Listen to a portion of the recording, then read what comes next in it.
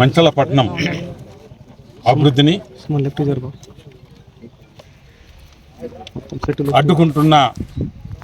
అడ్డుకోవడం కాకుండా అభివృద్ధిని తనకున్న కోపంతో దాన్ని క్యాన్సిల్ చేస్తూ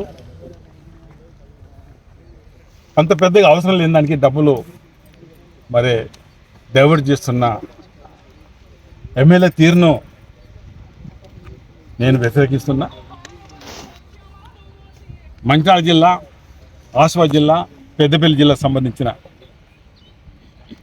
ఈ 3 జిల్లాలకు సంబంధించిన ఒక మంచిర్యాల టు అంతరం బ్రిడ్జ్, ఎంతో ప్రాధాన్యత గల బ్రిడ్జ్ను తనకున్న అక్కస్తోటి, తనకున్న కోపంతో, తనకున్న మంచిర్యాల మీద ఉన్న ద్వేషంతో మంచిర్యాలను ఆగం మంచిర్యాలగా మరి చేస్తున్న ఎమ్మెల్యే పనితీరుని ప్రజలందరూ గమనించాలని కూడా నేను మంచిర్యాల జిల్లా ప్రజలకు, మిగతా జిల్లా ప్రజలకు కూడా నేను మనవి చేయడం జరుగుతుంది.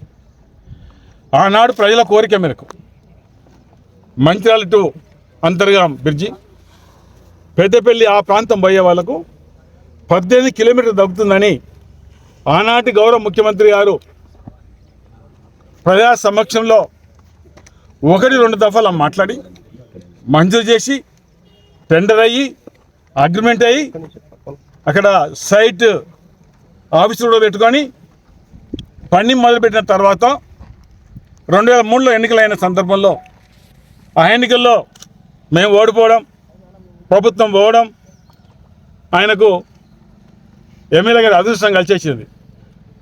ఏదో పాపం ఓటేస్తే సర్వనాశనం చేస్తున్న మంచిర్యాల నియోజకవర్గాన్ని. దానికి నిదర్శనం ఏదైతే ఇందాక చెప్పిన బ్రిడ్జ్.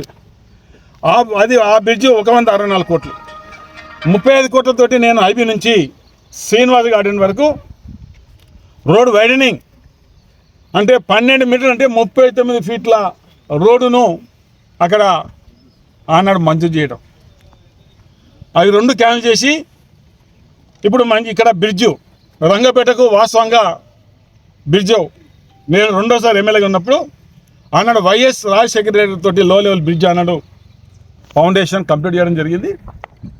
కొల బాగా వర్షాలు వచ్చినప్పుడు ఒక 1-2 రోజులు కూడా ఇబ్బంది పడుతున్నారు.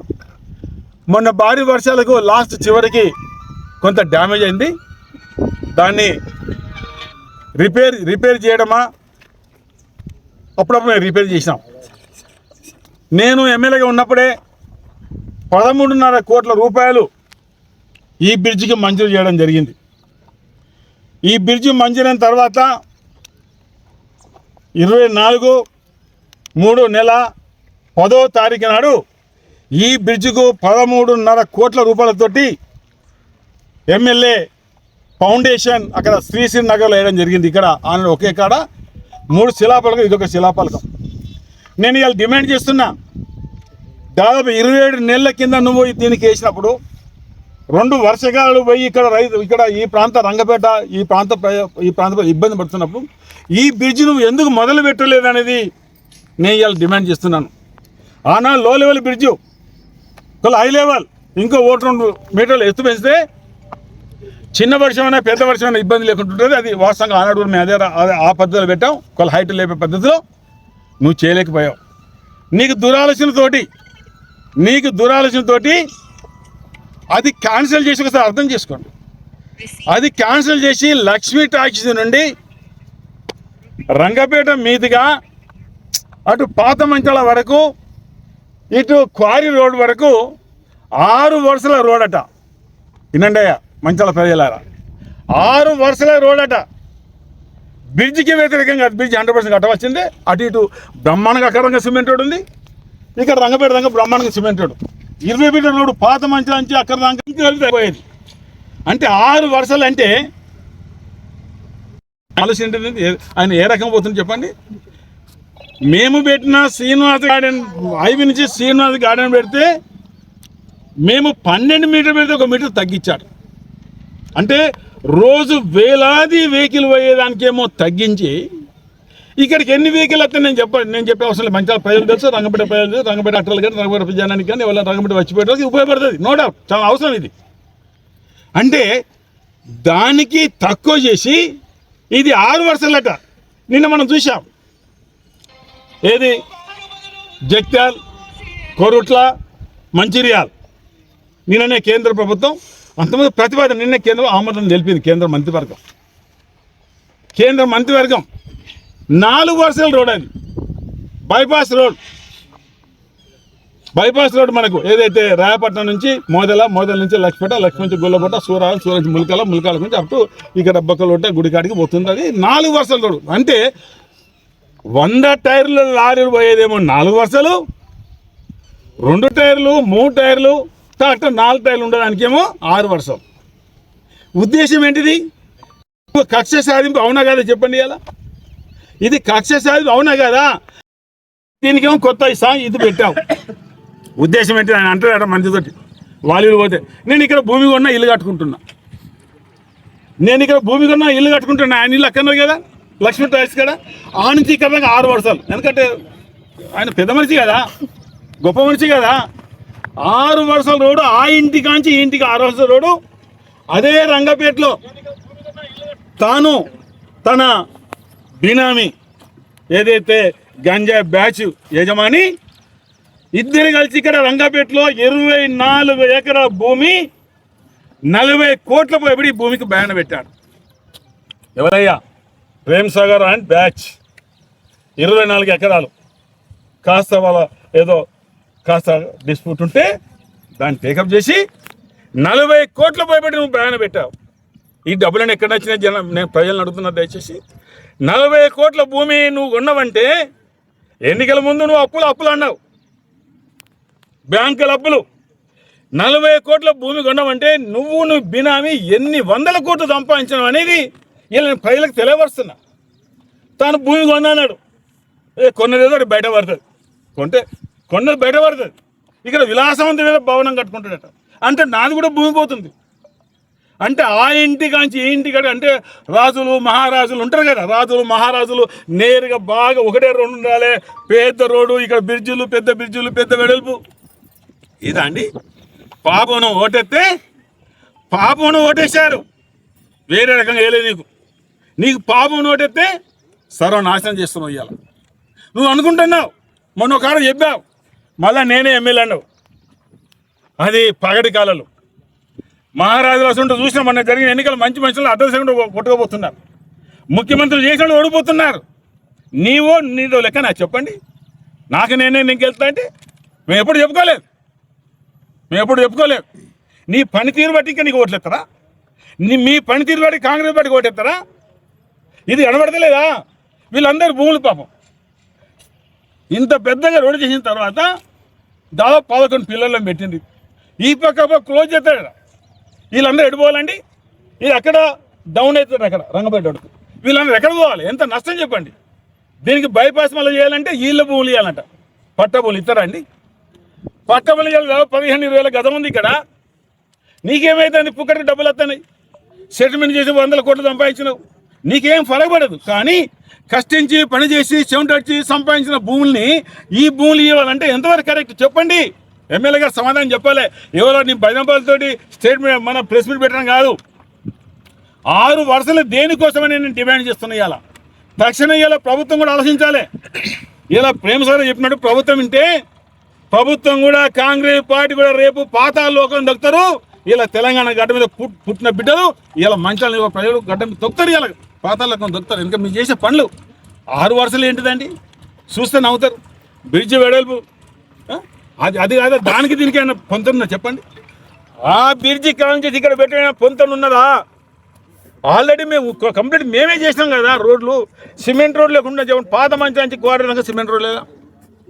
లక్ష్మీ టాక్స్ బ్రహ్మంగా డివైడ్, ఇంకా లక్ష్మీ టాక్స్ కాంచి రోడ్డు వెలుపుతాడ. లక్ష్మీ టాక్స్ కాంచి ఇక్కడ దాకా రోడ్డు వెలుపుతాడ. అంటే నేను చెప్పినా కదా, అవతల ఇల్లు ఇక్కడ ఇల్లు కట్టబోతున్నాడు. పెద్ద ఎన్ని ఎకరాలు తీసుకుంటారు, పెద్ద భవనం, అట్టాసం ఉంటుంది. ఆయన అట్టాసం వేరే ఉంటుంది కదా. ఏనా చెమటాసి కట్టిన డబ్బు కాదు కదా. అన్యాయంగా అక్రమంగా దోసుకున్న డబ్బుతో బోర్డు కొంటాడు, బంగ్లాలు కడతాడు, బెంచ్ కారు కూడా కొంటాడు. ఆయనకి ఇబ్బంది లేదు కదా. నేను ఇలా ప్రభుత్వాన్ని డిమాండ్ చేస్తున్నా. ఇలా ఈ ప్రజల తరపున ఇక్కడ ఈ ప్రాంత ప్రజలందరికీ ఇబ్బంది కలుగుతుంది. నువ్వు తక్షణమే ఆనాడు నువ్వు ఫౌండేషన్ బ్రిడ్జు, అదే బ్రిడ్జ్ నువ్వు కట్టాలి. అవసరమైతే ఎత్తుకట్టు. ఎప్పుడో నువ్వు మొదలుపెట్టి 27 నెలలు అయింది. ఇది నీ శాతకానితనానికి నిదర్శనం కాదా? ఓసారి ఏమన్నాడు అది చెప్పదు కానీ, నీళ్ళు లేదా నేను గెలిచిన 2 నెలలకు నీళ్ళు ఇచ్చినాడు. 2 నెలలకే 2 రోజులుగా నీళ్ళు ఇచ్చినాడు. నువ్వు ఫౌండేషన్ నీళ్ళు కూడా వేసినావు అక్కడనే సాయికుంట్ల. అది కూడా ఇదే డేటు. అది 22 నెలలు అవుతుంది. ఇంకా దానికి గతిలేదు. నేను అన్నాడు 102 కోట్ల రూపాయల అమృత్ కింద 102 కోట్ల అమృత్ కింద దాదాపు 2.5 నెలలు కంప్లీట్ చేసి మేము ఉన్నప్పుడే రంగపేట ఓపెన్ చేసినాం. మేము ఓడిపోయిన తెల్లారి మన వాళ్ళు ఓపెన్ చేశారు. ఇప్పటికి 27 నెలలు అయితే దాన్ని గతిలేదు. ఇంకా ఈ పిల్లల మీద ఉన్నది. అప్పుడేమో జోరుగా మాట్లాడిండ్రు. 2 రోజులనే కంప్లీట్ చేసినారు. గదే నేను చూడు నా పనితనం. మరి 27 నుంచి నీ పనితనం ఏమైంది? 27 నుంచి నీ పనితనం ఏమైంది? బ్రిడ్జ్ ఎందుకు మొదలుపెట్టలేదు? ఇప్పటికి అయిపోతుండగా రంగపేట లాభం జరుగుతుండగా, పేదల లాభం జరుగుతుండే కదా, మన ట్రైబల్కు ఎస్సీలకు ఎస్టీలకు లాభం జరుగుతుండే కదా. ఇది ప్రజాధనాన్ని ఏదైతే మంచిర్యాల టు అంతరాం బ్రిడ్జ్ అనేది అది 3 జిల్లాల ప్రజానికం 100% కోరుకున్నది. నువ్వు ఎప్పుడైతే క్యాన్సిల్ చేసినావో ఇక నీ డౌన్ఫాల్.